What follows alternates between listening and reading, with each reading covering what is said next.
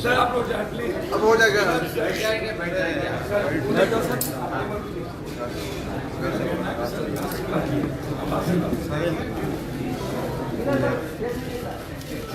पूरा गठबंधन हो गया, पूरा गठबंधन हो गया। हम लोग बैठ गए पीछे जरा नगेंद्र जी मनु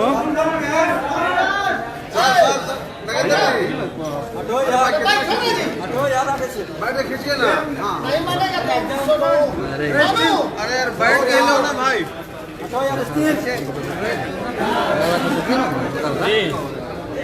चलिए हो गए ना। स्टिल पहली बार अब हट गई भाई। हाथरस घटना पर दुनिया के इतिहास में पहली ऐसी घटना और एक महाअपराध बोध का प्रदेश है उत्तर प्रदेश, जिसका मुखिया ही क्या कर रहे हैं अपराध को जन्म देता हूं, नफरत पैदा करता हूं, समाज के तोड़ने का सबसे बड़ा बाधक हो। पूरा उत्तर प्रदेश का जो कमजोर तबका है उस पर हिंसा बढ़ी, दलितों पर सबसे ज्यादा जुल्म उत्तर प्रदेश में बढ़े और उसके बाद बिहार। जुमलों की सरकार, डबल इंजन की सरकार, पहले दबंगों के द्वारा भाई की हत्या और फिर उस दबंगों के द्वारा मां के सामने मासूम बच्चियों को उठाकर दुनिया का सबसे बड़ा जघन्य अपराध और जुल्म क्या बेइंतहा। हम सर्वोच्च न्यायालय से आग्रह करेंगे इसमें सो मोटो नोटिस लिया जाए, सरकार पर कॉग्निजम लिया जाए, मानवाधिकार इंटरफेयर करे और इंटरनेशनल मानवाधिकार उन दबंगों को सरकार का पूरा संरक्षण प्राप्त है। 2 करोड़ रुपया मुआवजा, परिवार को नौकरी, 3 महीने के अंदर स्पीडी ट्रायल के साथ फांसी की सजा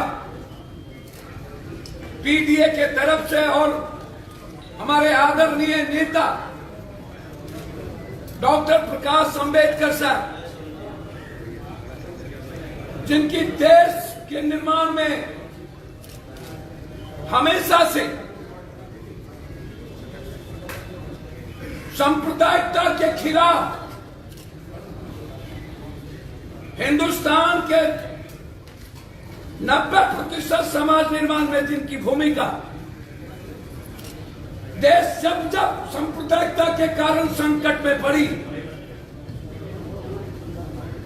इनके विचारों का महत्व इनकी हर परिस्थितियों में देश ने महसूस किया, जरूरत महसूस किया और आज बिहार महसूस कर रही है। मैंने कल भी कहा था कि पीडीए और हमारे नेताओं के द्वारा 2 लाख रुपया उस परिवार को उनके बैंक अकाउंट में, और आज जिस तरीके से हाथरस जाने के क्रम में राहुल गांधी जी के कॉलर पर हाथ रखा गया, उसको धक्का मुक्की पुलिस के द्वारा की गई, किस तरीके से लोकतंत्र के गले को घोंटा जा रहा है। जरूरत है एक मजबूत आवाज की बिहार से, या दोनों बड़ा व्यापक बदलाव के जो हमारे आदरणीय नेता प्रकाश अंबेडकर साहब हैं, हम लोग मिलकर हाथरस की घटना के खिलाफ बिहार से एक आवाज उठाएंगे। निंदा करते हैं जो हथरस जाने के क्रम में कांग्रेस के नेता, राष्ट्रीय महासचिव और पूर्व अध्यक्ष राहुल गांधी जी, प्रियंका गांधी जी के साथ जो हुआ वो निंदा प्रस्ताव। दूसरी जो आज सबसे अहम बात है, इतिहास में पहली घटना होगी, नॉमिनेशन का डेट शुरू हो गया। दुनिया की आजादी में शायद ऐसी घटना नहीं होगी कि कोई पार्टी का सीट शेयरिंग नहीं हुआ, किसी ने अपनी सीट की घोषणा नहीं की, कोई राष्ट्रीय पार्टी अपना नामांकन नहीं किया।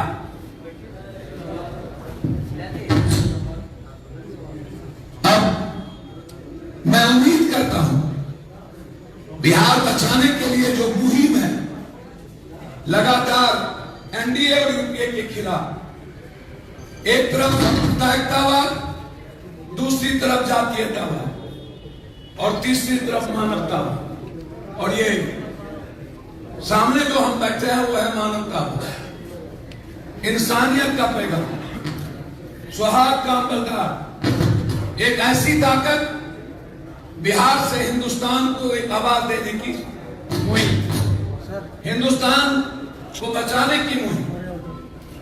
7 सालों में जिस तरीके से हिंदुस्तान के किसानों की आत्मा पर चोट, हिंदुस्तान के निर्माण में सबसे बड़ी भूमिका मजदूर एक्ट को खत्म करने की उसकी जिंदगी पर चोट, तीसरी तरफ हिंदुस्तान की सबसे बड़ी ताकत 90% छोटे काश्तकार और व्यापारी, नोटबंदी और जीएसटी से उस पर चोट, और चौथी तरफ भारत के निर्माण में जिसकी सबसे बड़ी भूमिका है युवा, उसकी जिंदगी को समाप्त करने की, बेरोजगार करने की 14 करोड़, और पांचवी तरफ हिंदुस्तान के 90% वंचित समाज, कमजोर समाजों के एजुकेशन में बड़ा बदलाव, इतिहास को समाप्त करने की तैयारी कोरोना वायरस, और ऐसी ताकतों से बचाने के लिए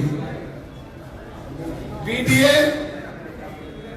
और हमारे आदरणीय नेता प्रकाश अम्बेडकर साहब के सानिध्य में हम बिहार के 2020 की चुनाव, जहां एक तरफ खाई और गड्ढा, एक तरफ नागनाथ और सामनाथ, दोनों एक ही थाली के चट्टे बट्टे, दोनों बिहार और बिहारियों के बारे में कभी सोचता नहीं। 2006 में एमएसपी के न्यूनतम मूल्यों पर चोट किया नीतीश ने, बिहार के युवाओं को मरने पर मजबूर किया नीतीश ने, जिस नीतीश के पास 15 साल के बाद कोई मुद्दा नहीं, सिवाय ऐश्वर्या, सिवाय रघुवंश बाबू, सिवाय सुशांत, सिवाय लाश पर राजनीति के, बस उनके पास मुद्दे एक ही कि हमारे सामने कोई नहीं। नीतीश बाबू आपके सामने पूरे बिहार का यूथ है, बिहारी है। नीतीश बाबू आपके सामने पूरे बिहार की असुरक्षित बेटी है, और सबसे ज्यादा जुल्म और हिंसा जो आज दहशत में, डर और अभाव में जी रही है, वो दलित और वंचित समाज है, वह प्रवासी मजदूर है, और आपके सामने सबसे ज्यादा चिंतित वो लोग हैं जिसको आपने हाथों को खाली कर दिया। यह गठबंधन उम्मीद करता है कि पूरी सानिध्य प्रकाश अम्बेडकर जी के नेतृत्व में ये पूरी गठबंधन बिहार के सभी वर्ग, धर्म, जाति को साथ लेकर, ना बैकवर्ड ना फॉरवर्ड, ना हिंदू ना मुसलमान, ना दलित ना पसमंदा, ना गैर पसमंदा, ना दलित ना महादलित, ना पिछड़ा ना कम पिछड़ा, बस बिहार की आजादी, आर्थिक आजादी, शैक्षणिक आजादी, इस भ्रष्ट अपराधी और माफियाओं से आजादी, और इस बिहार से भारत की आत्मा पर बैठने वाली एनडीए से मुक्ति की आजादी। इसीलिए मैं सिर्फ आज इतना ही कह सकता हूं कि कल हथरस के खिलाफ हम लोग पटना के धरती पर जो निर्णय गठबंधन के द्वारा लिया जाएगा, सड़कों पर होंगे, उस परिवार को पूरी मदद की जाएगी और इस जुल्म के खिलाफ मजबूती से आवाज उठाई जाएगी। कल शाम तक आपको इस गठबंधन की सीट शेयरिंग की आपकी जानकारी आपके सामने होगी। हम पहले भी 30 साल बनाम 30 साल का नारा दिए हैं। ये 15-15 साल तो ठगों का नहीं, जंगल और माफिया राज का नहीं, ये प्रकाश अंबेडकर साहब के सानिध्य और नेतृत्व में हम आगे बढ़ेंगे और बिहार बचाएंगे। बहुत बहुत धन्यवाद। मैं चाहूंगा पहले प्रकाश अंबेडकर साहब अपनी बात कहेंगे, फिर आपको जो पूछना होगा उसे आप पूछें। धन्यवाद। मैं सभी पत्रकारों का स्वागत करता हूं। जिस तरह से पप्पू यादव ने कहा कि सीटों का कल तक विवरण जो है वो दिया जाएगा, एक बैठक हो चुकी है। यशवंत सिन्हा जो है उनके जो ग्रुप है उनके प्रतिनिधि थे, पप्पू यादव उनका जो एक ग्रुप है उसके प्रतिनिधि थे, और वंचित का जो एक ग्रुप है उसके एक प्रतिनिधि है। लगभग पहले फेज का जो है वो तय कर चुके हैं। लेकिन बिहार के राजनीति में जिस तरह से बदलाव आ रहा है, अब तक अटकलें लगाई जा रही है कि कांग्रेस समझौते में जाएगी या नहीं जाएगी आरजेडी के साथ में। हम लोगों ने कांग्रेस पार्टी को संदेशा भेजा है कि देश भर की राजनीति की परिस्थिति बदल चुकी है। पहले कांग्रेस सेकेंडरी रोल प्ले कर रही थी, फिलहाल कांग्रेस को सेकेंडरी रोल करने की अब कोई जरूरत नहीं है। चाहे तो वो बिहार से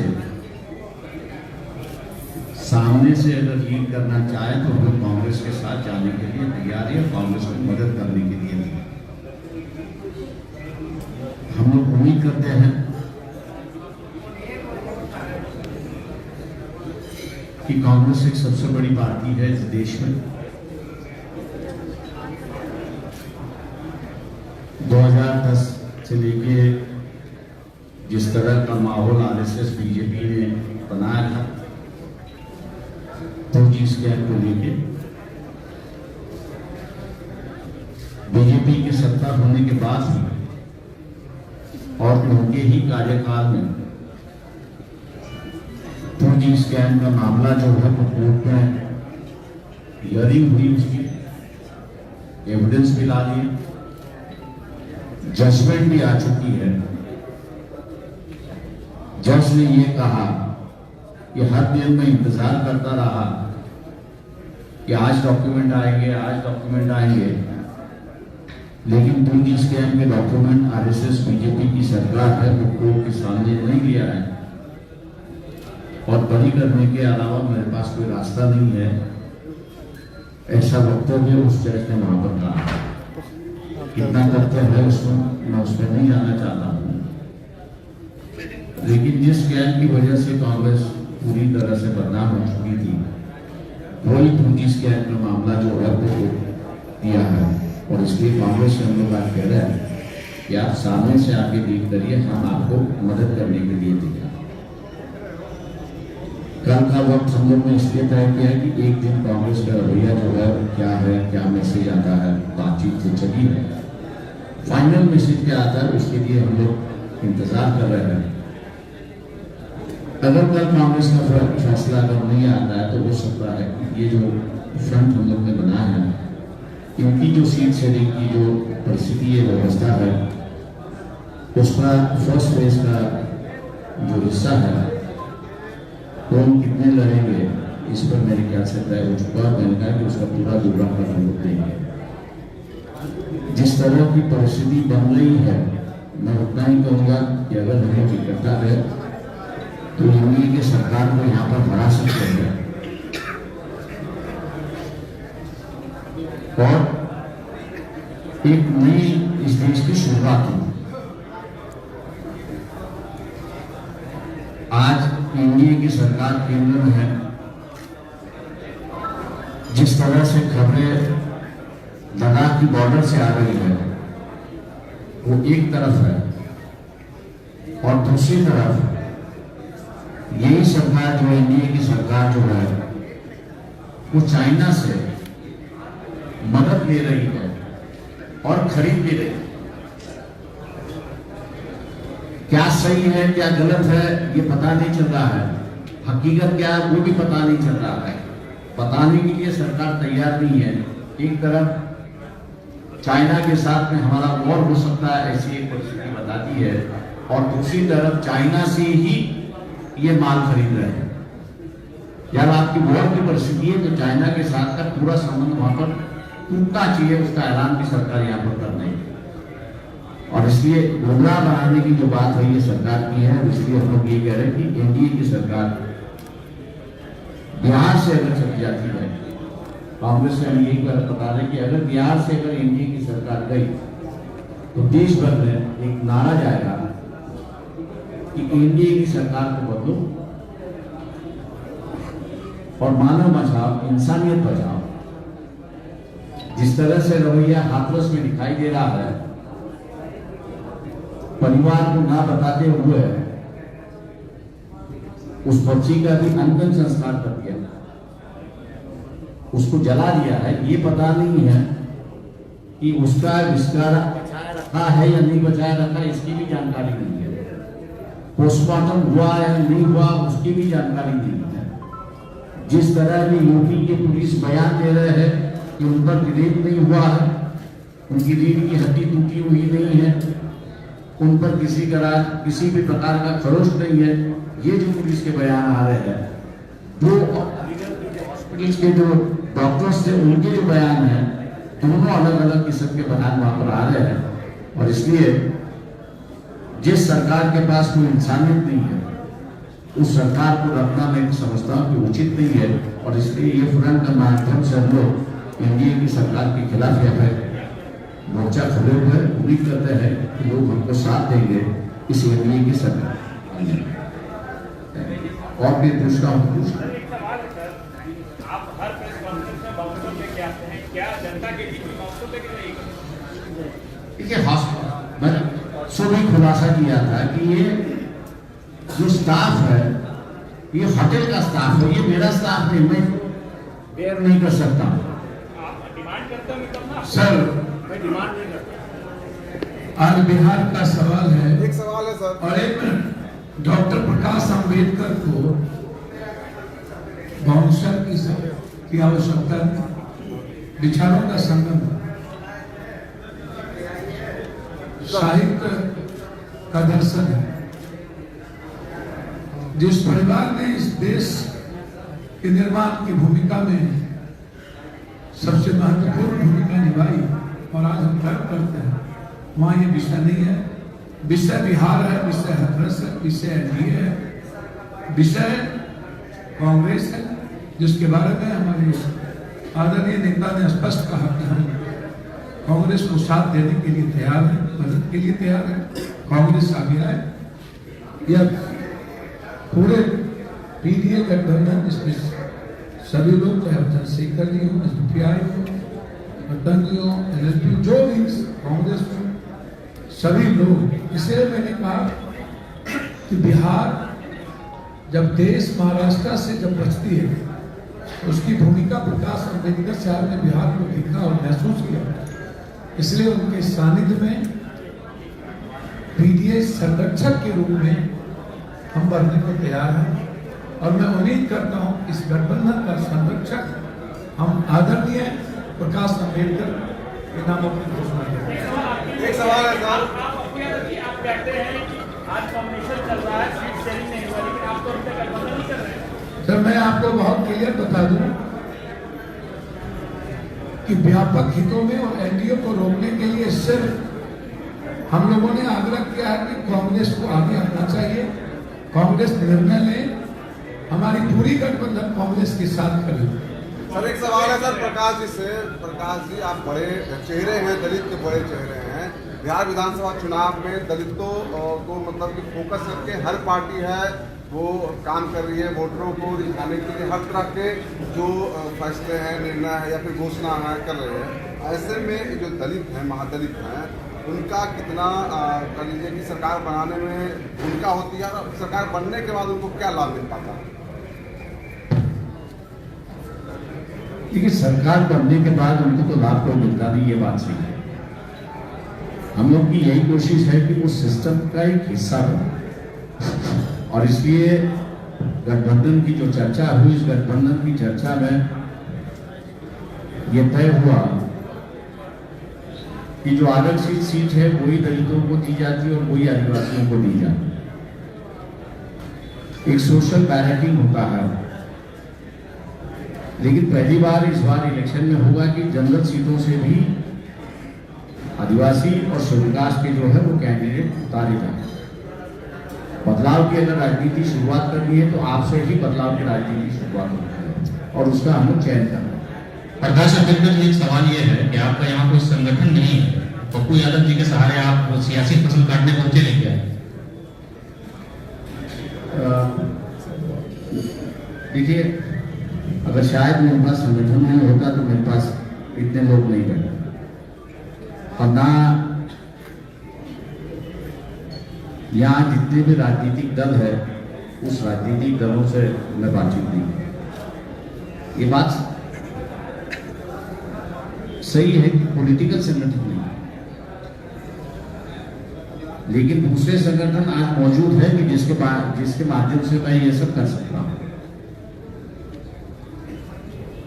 सोशल संगठन है, उस सोशल संगठन के माध्यम से जो है ये बदलाव की राजनीति हम लोग यहाँ पे शुरुआत करेंगे और यही सोशल संगठन के माध्यम से जो है वो बदलाव है। देखिए एक बात मैं बता दूं, प्रकाश अम्बेडकर साहब महाराष्ट्र के विचारों में सीमित नहीं है। केरल, बेंगलुरु, आंध्रा, तमिलनाडु और फिर जहां राजनीतिक और सामाजिक सरकार की बात होगी वहां पर प्रकाश अम्बेडकर साहब की उपस्थिति अहमियत रखता है और मेरे लिए यह परसेप्शन है, इनकी उपस्थिति नाम मात्र यह दर्शाता है कि भारत के आजाद हिंदुस्तान के बाद जिस तरीके से दलितों को परजीवी बनाकर आज तक आप सेकेंड लाइन, थर्ड लाइन में खड़े किए हो, मैं आपसे बहुत विनम्रता के साथ कहूंगा जो मेरा प्रतिज्ञा पत्र है उसको पढ़ लो और जो कॉमन मिनिमम प्रोग्राम तैयार करेंगे हम सब मिलके और उसमें जो चीजें होंगी वह हिंदुस्तान के लिए मिसाल होगा और दलितों की सामाजिक, शैक्षणिक, आर्थिक और राजनीतिक सवालों पर ये गारंटी के साथ मैं कहूंगा कि जो डेड लाइन तय होगा उसी डेड लाइन पर उस कॉमन मिनिमम प्रोग्राम पर काम होगा। इसमें आप कोई बहस मत करना और संगठन अपने आप में जहां प्रकाश अम्बेडकर होते हैं अपने आप में वो संगठन है और अपने आप में एक विचारधारा। Thank you sir. लगातार आप दलितों और मुसलमानों को अपने साथ साथ रहे हैं, स्वर्णों से कोई बैर है क्या? लगातार मुसलमानों और दलितों को अपने साथ ले रहे हैं, स्वर्णों से कोई बैर है क्या पप्पू यादव जी? किससे बैर है? सवर्णों से। एक बात जरा सा बताइए, मुझे तो समझ में नहीं आया कि सारे लोग जितने पार्टियां हम लोग गठबंधन किए हैं, मैंने पहले ही कहा कि जब कभी, अभी तो कोई सपना है नहीं, जब जनता का आशीर्वाद उसने मिला तो पहले ही एक बात आई है कि यदि कोई बेहतर चेहरा कांग्रेस देती है तो उसमें ऊंची जात के डिप्टी सीएम रख लो, अगर पिछड़ा में डिप्टी सीएम रख लो, आप दलित में रख लो, और जसवंत सिन्हा जी भी हम लोगों के मजबूत गार्जियन के रूप में है।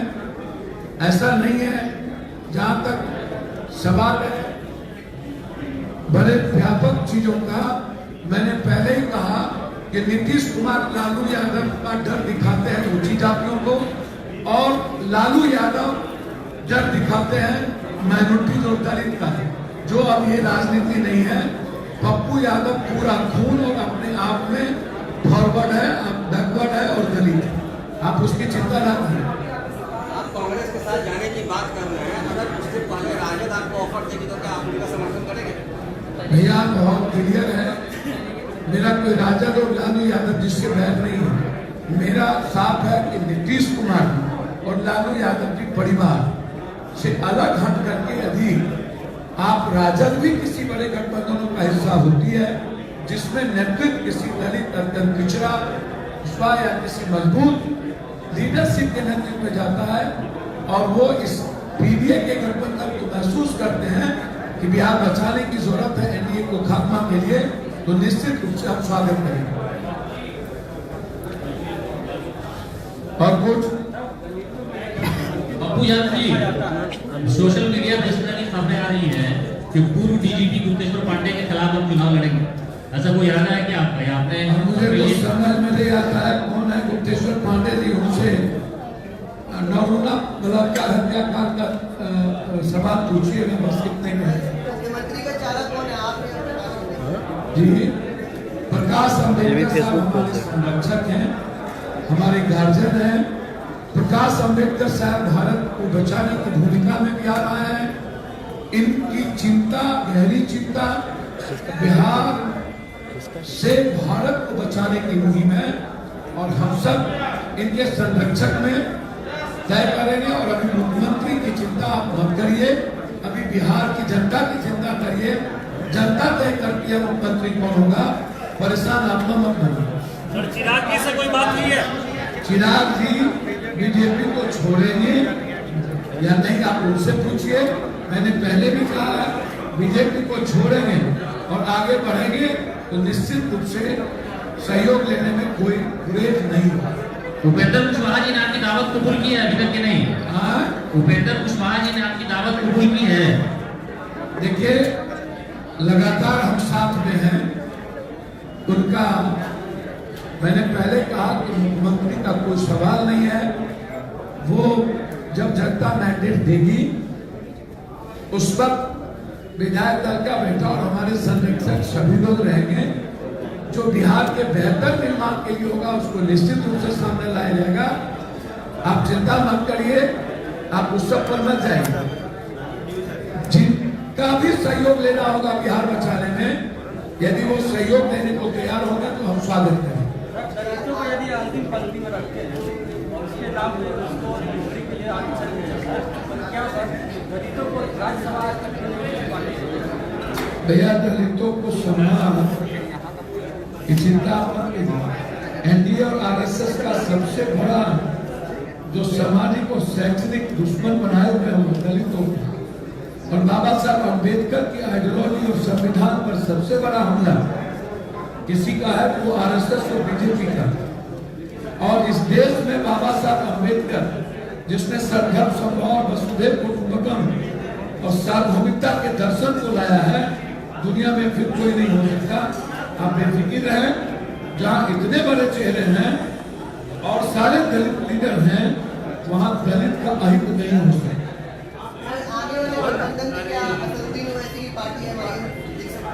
भैया, आरएसएस से कुछ